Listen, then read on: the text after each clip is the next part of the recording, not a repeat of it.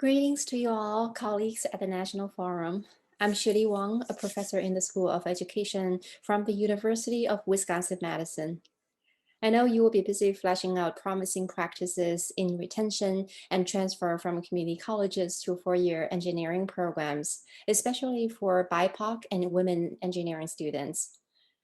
Although I'm not able to join you live, I'm really delighted to be in community with you through this format, as transfer in STEM, including in engineering, is a topic close and dear to my heart throughout my research career to date. My recently released book, On My Own, represents the culmination of this work and my most recent thinking around this issue. And this book also serves as the empirical base for what I will be sharing momentarily. The reason why we're here together is that we all hope to promote equitable transfer pathways in STEM. And so many of you have worked on the ground toward that goal in the field of engineering.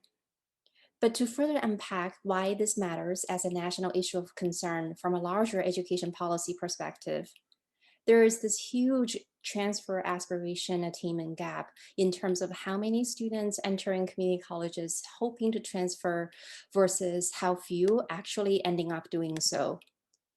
Based on national data analysis, this disconnect is true for all majors, but it's even more significant for students in STEM and those in engineering.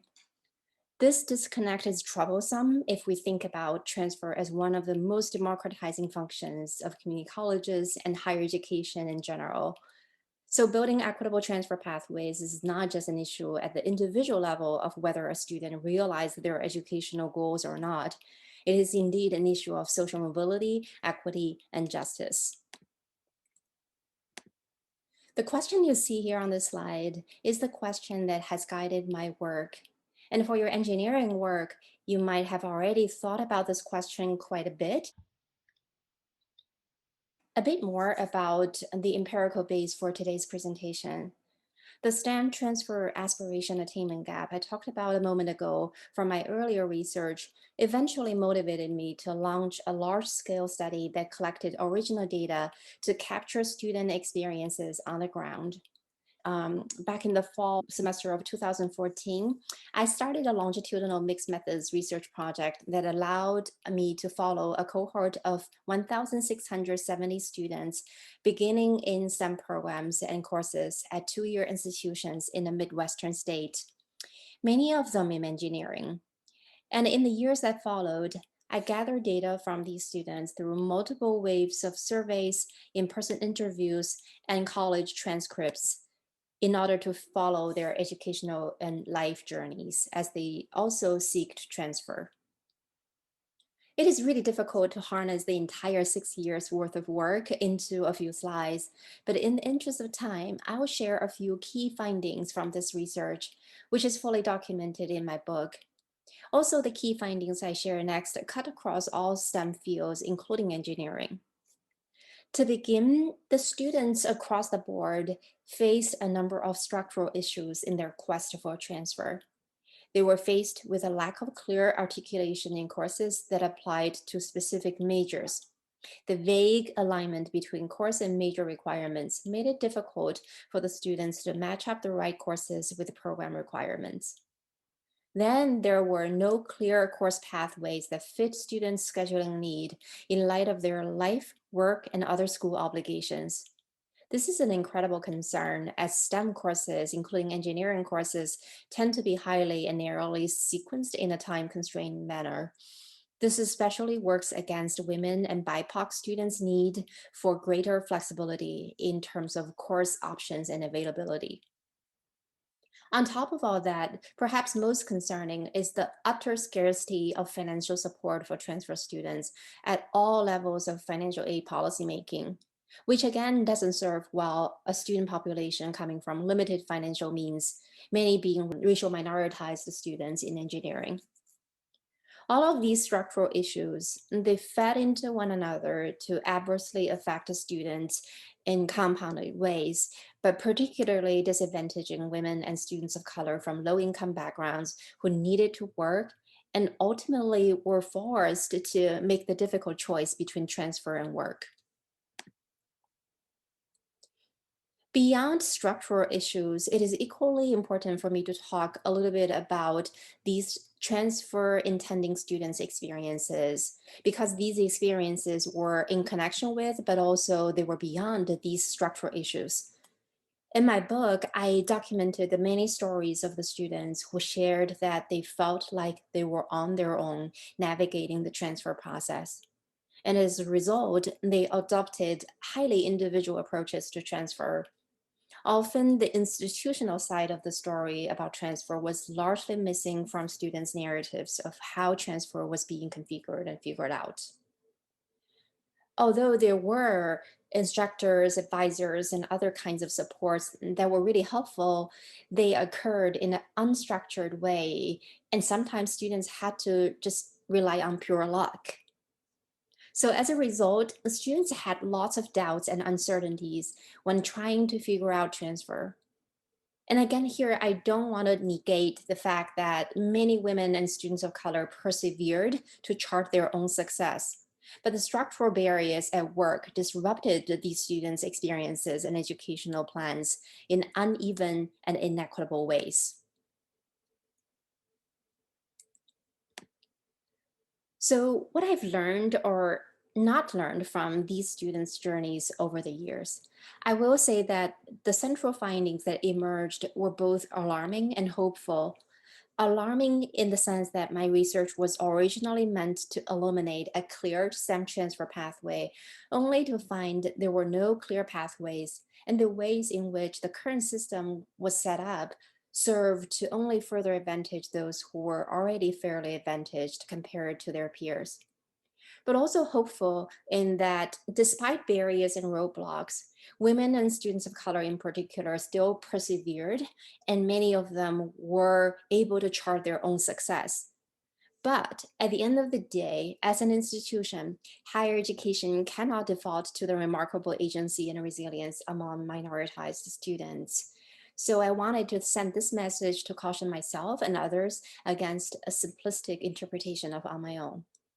While all students appear to be left to their own devices, they have unequal and inequitable access to the same devices, and the devices available to them are not of equal quality and utility.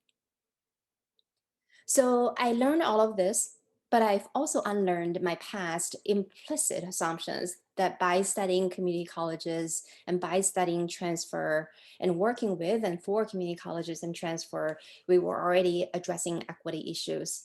And I say this to you all too, as engineering transfer supporters, practitioners, researchers, and policymakers alike. We're not exonerated from taking a close and difficult look at our own work that might have been complicit in not addressing equity the right way.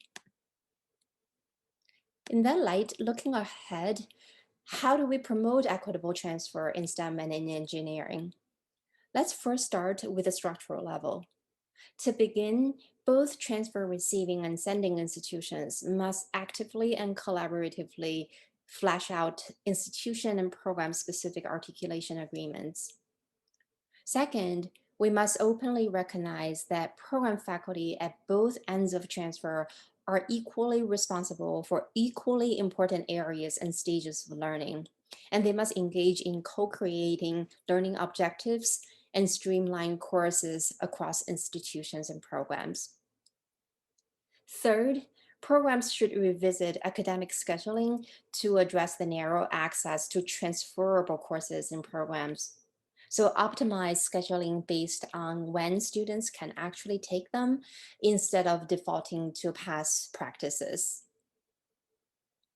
Last but not least, programs might consider their current structures and sequences. When certain major and math courses in particular have long served as gatekeepers instead of gateways, we may want to pause and disrupt our thinking that views these courses and the way they are structured as simply rigorous and inherently difficult or long. Instead, we might want to consider, instead of what was always done in the past, could there be better ways to transform these structures and sequences so that they can broaden access and engage students in more meaningful and productive ways? But our students don't just navigate the structural. They are also experiencing structured opportunities or lack thereof, often inequitably, as I have just shared. So it is really crucial that we address structural change and reform. And when we do all of that, we don't brush aside considerations around how students actually access and experience the structural.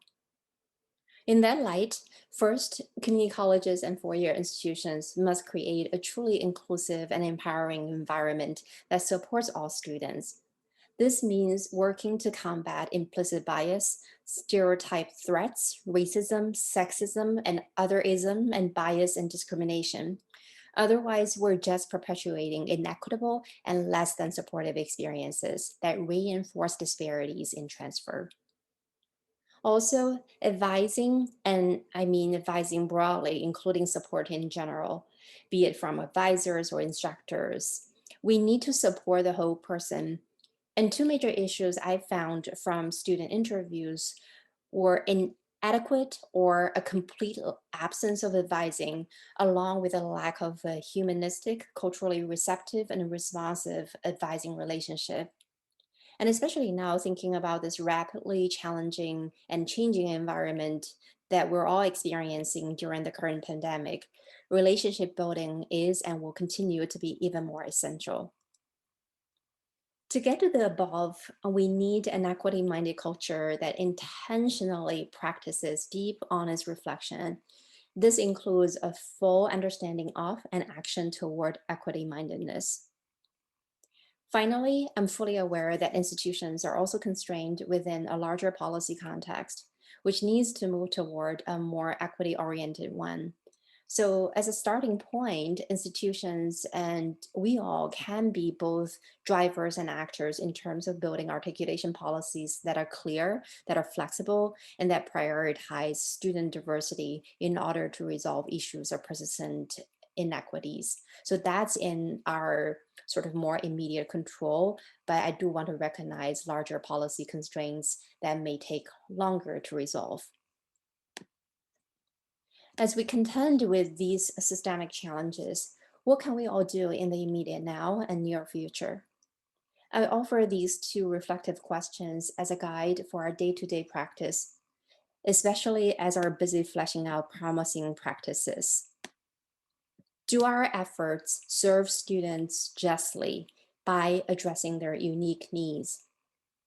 Who is still not supported by our efforts? And how can we change that? So that concludes my brief time with you. If you find my presentation to be helpful, check out my whole book. And also, I'm happy to address any follow-up questions via the email address I listed on the slide. I wish you all a productive time at the forum and a rejuvenating summer ahead.